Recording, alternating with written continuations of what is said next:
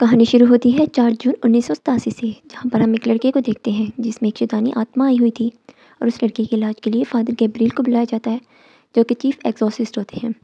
Father Gabriel उस लड़के से पूछते हैं कि तुम कौन हो? तो वो लड़का कहता है कि मैं डीमन हूँ। तो फादर गैब्रियल उस डीमन से कहते हैं कि इस लड़के को छोड़ दो। तो वो डीमन कहता है मैं ऐसा बिल्कुल नहीं करूँगा। तो फादर गैब्रियल उसे कहते हैं अगर तुम इतने ही ताकतवर हो तो मुझे एक पिक के अंदर आकर दिखाओ। ये कहकर फादर गैब्रियल वहाँ पर एक पिक को मंगवाते हैं और डीमन को उस पिक के अंदर जाने के लिए चैलेंज करते हैं। डीमन जैसे ही उस पिक के अंदर जाता है तो फादर उस पिक को गोली मार के मार देते हैं और डीमन भाग जाता है और इस तरह वो लड़का ठीक हो जाता है जिसके अंदर डीमन था। इससे साबित होता है कि फादर गैब्रियल एक बहुत अच्छे एग्जॉर्सिस्ट थे। अगले दिन चर्च के काउंसिल में एक मीटिंग होती है जिसमें फादर गैब्रियल को बुलाया जाता है और उनसे पूछा जाता है कि तुमने 4 जून को उस लड़के को एग्जॉर्सिज्म क्यों किया? तुमने किसी से इजाज़त भी नहीं ली। इस पर फादर गैब्रियल कहते हैं कि वो कोई एग्जॉर्सिज्म नहीं था, बल्कि वो लड़का दिमागी मरीज़ था और वह समझ रहा था उसके अंदर डीमन है। वहीं पर एक फादर कहते हैं कि ज़रूरी नहीं हर इंसान के अंदर डीमन हो। ज़्यादातर केसेस जो हमारे पास आते हैं वो दिमागी बीमारी के लिहाज से होते हैं। बस कुछ ही केसेस ऐसे होते हैं जिनमें हमें डीमंस का सामना करना पड़ता है। ये सुनकर फादर गैब्रियल को गुस्सा आ जाता है। तो कहते हैं तुम सब क्या चाहते हो कि मैं अपने ओहदे से फारिग हो जाऊँ? तभी यहाँ पर एक फादर गैब्रियल के केस में मरी हुई लड़की का जिक्र करते हैं और कहते हैं कि वो इसलिए मर गई क्योंकि फादर गैब्रियल ने उसका एग्जॉर्सिज्म नहीं किया था। ये सुनकर फादर गैब्रियल को गुस्सा आ जाता है और वो मीटिंग छोड़कर चले जाते हैं। अगले सीन में हम एक लड़की जूलिया को देखते हैं जो अपनी बेटी और छोटे बेटे के साथ अमेरिका से स्पेन आ रही थी। असल में 1 साल पहले जूलिया के शोहर की एक कार एक्सीडेंट में डेथ हो जाती है और उस वक्त कार में जूलिया का बेटा हेनरी भी अपने बाप के साथ मौजूद था, लेकिन वो बच जाता है। उस एक्सीडेंट का हेनरी पर यह असर होता है कि वो बिल्कुल चुप हो जाता है और कोई भी बात नहीं करता। शोहर की डेथ के बाद जूलिया को पैसों की ज़रूरत होती है, जिसके लिए वो डिसाइड करती है कि वो अपने शोहर के ख़ानदानी घर को रेनोवेट करवा कर उसको बेच देगी और इसी मकसद के लिए वो सब स्पेन आए होते हैं और उन्हें कुछ दिन के लिए यहीं रहना होता है। जूलिया के बेटी को ये घर बिल्कुल अच्छा नहीं लगता और वो यहाँ नहीं रहना चाहती थी। इसी दौरान जूलिया की मुलाकात यहाँ के एक फादर एस्क्यूबेल से होती है जो कि इस घर का ख्याल रखा करते थे। वो उसे कहते हैं कि अगर कोई भी ज़रूरत हुई तो आप मुझे बुला सकती हैं। अब दिखाया जाता है कि जूलिया की बेटी जो कि घर को घूम फिर कर देख रही थी, उसे दीवार पर एक सिंबल नज़र आता है जो कि बड़े चर्च का होता है। तभी दीवार में क्रैक पड़ने लग जाता है और वो डर कर भाग जाती है। बिल्कुल ऐसा ही निशान वहाँ काम करने वाले वर्कर्स को भी नज़र आता है। वो जब ये निशान देखते हैं तो आग जलाकर उस निशान को करीब से देखने की कोशिश करते हैं, जिसकी वजह से एक ज़ोरदार धमाका होता है और वो सब ज़ख्मी हो जाते हैं। इसके बाद दिखाया जाता है कि जूलिया का बेटा हेनरी इस सब के बाद अजीब अजीब सी हरकतें करने लग जाता है। जूलिया उसको डॉक्टर के पास लेकर जाती है, लेकिन उसकी मेडिकल रिपोर्ट क्लियर आती है। वो बहुत परेशान बैठी होती है कि एकदम हेनरी उठकर बैठ जाता है और उसके अंदर से डीमन बोलने लग जाता है। वो अपने मुंह पे एक कट भी मार लेता है। असल में जब वर्कर्स ने आग जलाई थी तो उन्होंने एक खतरनाक डीमन को आज़ाद कर दिया था जिसने हेनरी को अपने कब्जे में कर लिया। जूलिया ये सब फादर एस्क्यूबेल को बताती है, लेकिन ये डीमन इतना खतरनाक होता है कि फादर एस्क्यूबेल भी उसे कंट्रोल नहीं कर पाते। लिहाजा वो फादर गैब्रियल को हेनरी के एक्सॉर्सिज्म के लिए बुलाते हैं। जब फादर गैब्रियल हेनरी के पास जाते हैं तो उसके अंदर का डीमन हंसने लग जाता है और कहता है मैं तुम्हें ही यहाँ बुलवाना चाहता था। फादर गैब्रियल उस डीमन से उसका नाम पूछते हैं, लेकिन वो नाम बताने से इनकार कर देता है।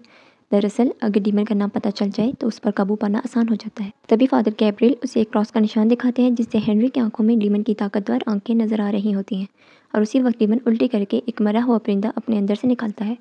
फादर गैब्रियल ये देखकर समझ जाते हैं कि ये डीमन बहुत खतरनाक है। वो हेनरी के घर वालों को उसके बारे में बताते हैं और कहते हैं कि हमें जल्द ही कुछ करना होगा, वरना वो डीमन हेनरी को मार देगा। वहाँ फादर गैब्रियल एस्क्यूबेल को बताते हैं कि उन्होंने एक लड़की का एक्सोर्सिज्म नहीं किया था क्योंकि उन्हें लगा था कि वो दिमागी मरीज़ है, लेकिन उस लड़की ने उनके सामने एक परिंदा खाया और छत से कूदकर मर गई, जिसका उन्हें अफसोस है। इसीलिए जब डीमन ने उनके सामने मरे हुए परिंदे की उल्टी की वो डर गए थे। अगले सीन में दिखाया जाता है कि फादर गैब्रियल एस्क्यूबेल को हेनरी के पास छोड़कर खुद उस डीमन को काबू करने के लिए सबूत ढूंढने लग जाते हैं और उसी दौरान उन्हें एक कुआं नजर आता है जिस पर चर्च की सील होती है। जब वो उस सील को हटाकर कुएं के अंदर जाते हैं तो वहाँ उन्हें बहुत सारे ढांचे मिलते हैं। उधर चर्च में फादर गैब्रियल के उस्ताद भी एक किताब में उस डीमन के बारे में सर्च कर रहे होते हैं, जिससे उन्हें पता चलता है कि वह डीमन बहुत ज़्यादा ताकतवर है और एक साथ बहुत से लोगों को काबू कर सकता है। दूसरी तरफ डीमन एस्क्यूबेल जूलिया और जूलिया की बेटी को मारने की कोशिश कर रहा होता है कि वहाँ फादर गैब्रियल आ जाते हैं, उन सबको बचा लेते हैं। फिर फादर गैब्रियल एस्क्यूबेल को लेकर उसी कुएं के अंदर जाते हैं जहाँ बहुत सारे ढांचे होते हैं। वहीं एक ढांचा पिंजरे के अंदर कैद होता है और उसके हाथ में एक रिंग होती है जिससे उन्हें पता चलता है कि वो चर्च का फादर था। वहीं उन्हें एक दरवाज़ा नज़र आता है जिसकी चाबी उसी पिंजरे वाले ढांचे के गले में होती है। जब वो दरवाज़ा खोलते हैं तो उन्हें अंदर दुनिया के सबसे बड़े प्रीस्ट का ढांचा मिलता है। फादर गैब्रियल यहाँ पर एस्क्यूबेल को बताते हैं कि यहाँ पर एक बहुत ही खतरनाक डीमन ने एक साथ बहुत से लोगों को पोसेस्ड किया था, जिनका एक्सोर्सिज्म यहाँ पर किया जा रहा था। लेकिन वो डीमन इतना ताकतवर था कि उसने सबको मार दिया।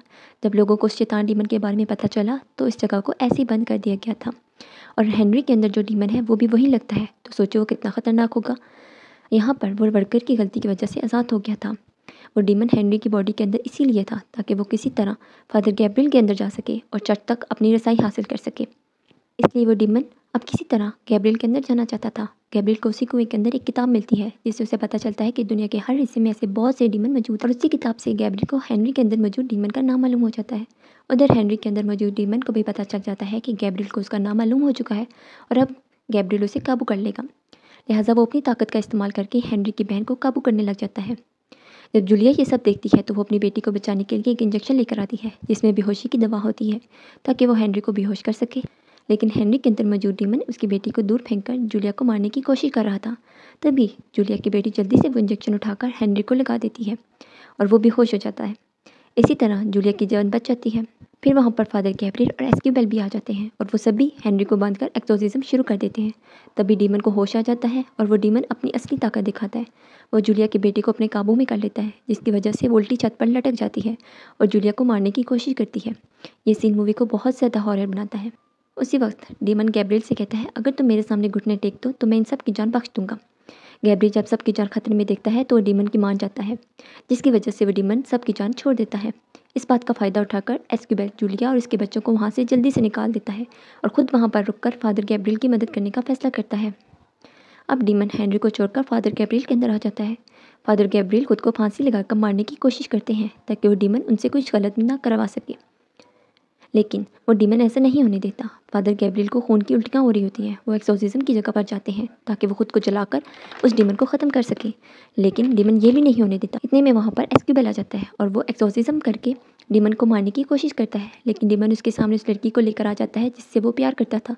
इसी तरह डीमन गैब्रियल के सामने भी उसी लड़की को ले आता है जिसकी गैब्रियल की वजह से मौत हुई थी। एस्क्यूबेल यहाँ पर अपने सामने मौजूद लड़की के सर पर जब क्रॉस का निशान रखता है तो वो फट जाती है। एस्क्यूबेल यही क्रॉस का निशान गैब्रियल को देता है। वो भी उस निशान को अपने सामने मौजूद लड़की के सर पर रखता है तो वो भी जलकर ख़त्म हो जाती है।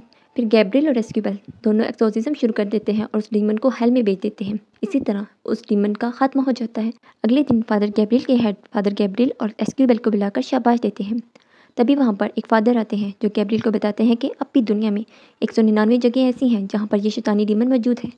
वो गैब्रियल से कहते हैं कि तुम इन सब जगहों पर जाकर उन डीमंस को ख़त्म करना होगा और इसी के साथ ये मूवी ख़त्म हो जाती है। अगर आपको ये एक्सप्लेनेशन अच्छी लगी तो चैनल को सब्सक्राइब करके बेल का आइकन दबा दीजिएगा। Thank you.